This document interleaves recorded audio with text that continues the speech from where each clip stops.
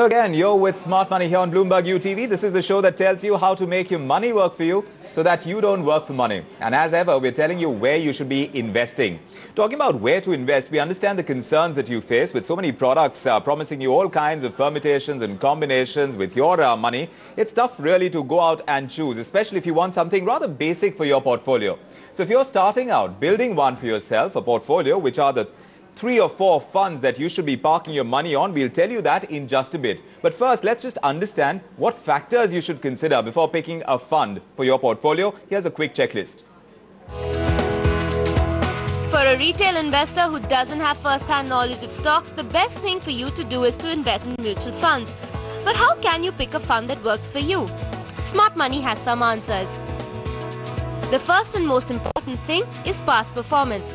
This throws light on investment philosophies of the fund, how it has performed in the past and the kind of returns it has thus far delivered.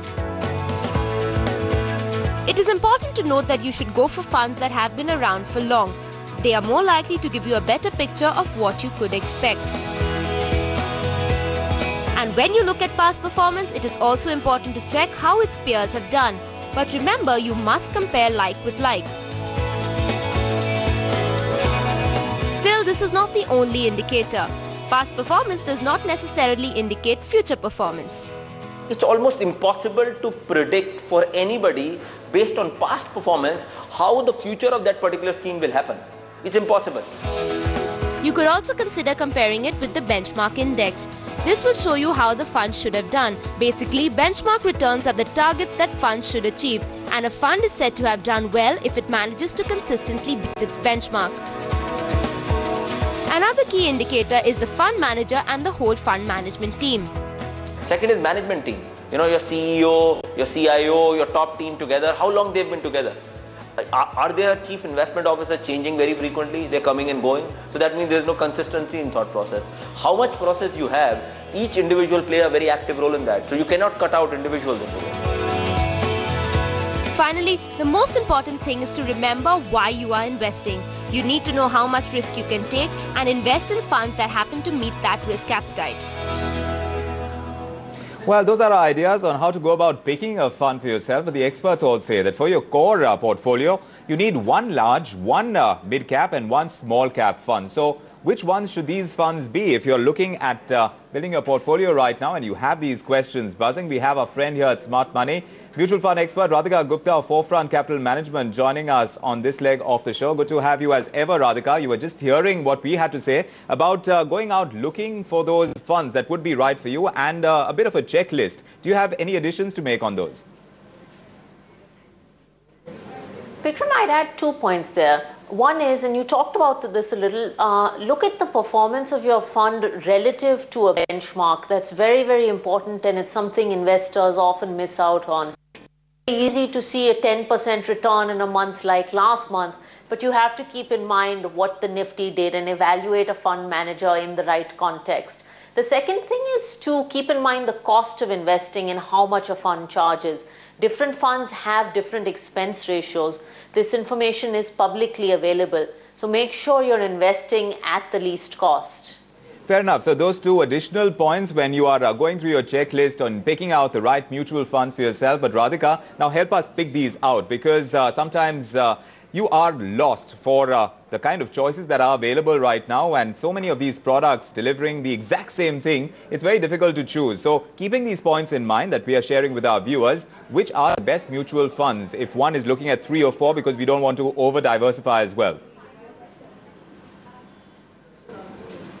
You can build a portfolio with one large cap fund, a good mid cap fund, and then a very small portion, if you are a long-term investor, in a small and whatever we call micro cap fund. In the large cap fund category, the best fund to go for would be HDFC Top 200.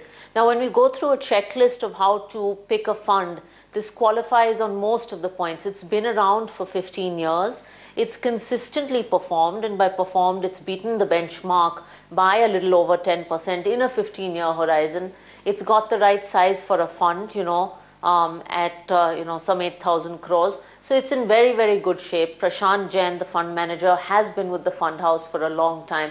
So on the whole, a very solid fund.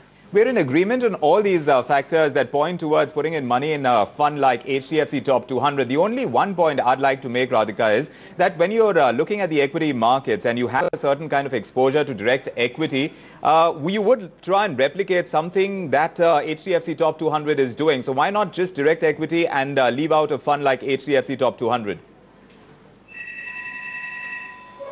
The reason for doing a fund and rather than doing direct equities is, one, HDFC Top 200 has consistently beaten the benchmark, something which most investors' direct equity portfolios have probably not done if they actually sit down and do the analysis.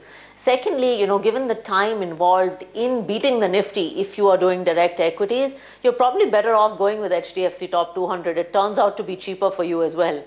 All right. And what about mid-cap funds now, Radhika? Which one would be your pick if you're looking at just 3 or 4? You started off with HDFC Top 200. Now tell us what you'd pick in the mid-cap space.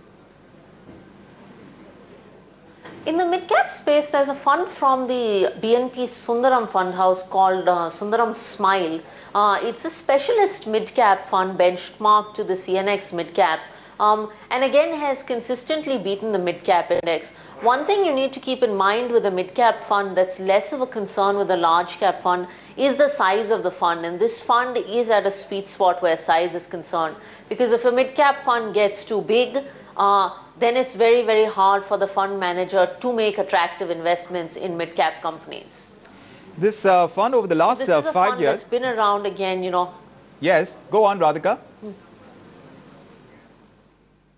No, as I mentioned, the fund has been around, over a 5-year period and has shown a fair amount of consistency in its performance, which is very important. That's true. And over the last 5 years, like I just started out saying, 24% as opposed to the category average of around 19%. It has done well for itself. But let's also talk about the small and micro cap space, because that's another addition that you'd want to make in the overall scheme of things when it comes to balancing out your portfolio and making sure that you have diversification in all the various areas of the equity markets that are showing a spurt and are likely to show a spurt. So within the small cap and the micro cap space, which one would you pick? This is the hardest space to pick a fund, and before I pick a fund, this should really be a very, very small part of your equity allocation, 5%, 10%. You really shouldn't go beyond that. The one chosen is DSP Small and Micro Cap Fund. Again, DSP as a fund house on the equity side has been very, very strong, and most of the individual schemes managed by DSP have consistently outperformed this benchmark. This is a good fund in the sense that it gives you a very pure kind of exposure to small caps. So it doesn't bundle in mid caps and large caps. You're just focusing on the small cap space, and the performance has also been fairly consistent. The fund has been around for a long time. It's not just a small cap fund that popped up because it's the flavor of the season. All right, and very quickly, Radhika, we've just had a question come in from Shravan. He's asking us about the Coal India IPO. Since you track the equity market so closely, we thought it would be apt to get a take from you as well. He wants to put in 1 lakh. He wants to understand how you see the short term and the long term of Coal India. I think, Coal India is going to be India's biggest IPO. So there are a lot of things to look forward to. Comes from the government and is in a fundamentally solid business. So it's not a new age business. We've seen some of the weaker IPOs in smaller companies. So a lot of the traditional concerns about IPOs don't stand true with Coal India. I think one thing to remember is you should invest in Coal India for a longer term horizon. People are talking about listing day gains, and yes, while you may see listing day gains, Coal India is on a fundamentally solid footing as a business. Right. Coal will be the way to meet India's power supply shortage. So this is a company that should hold good in the long run, and investors should remember that. Radhika, thank you so much for joining us with those ideas on mutual funds and also the Coal India IPO. We will be tracking that space very closely. Whatever questions you have, keep piping them across to us at our email ID, which is smartmoney@utvmoney.com. After a small breather here on this episode of Smart Money, we return to look at a film that has us at Smart Money turned rather nostalgic. We tell you why in just a bit. Don't go away.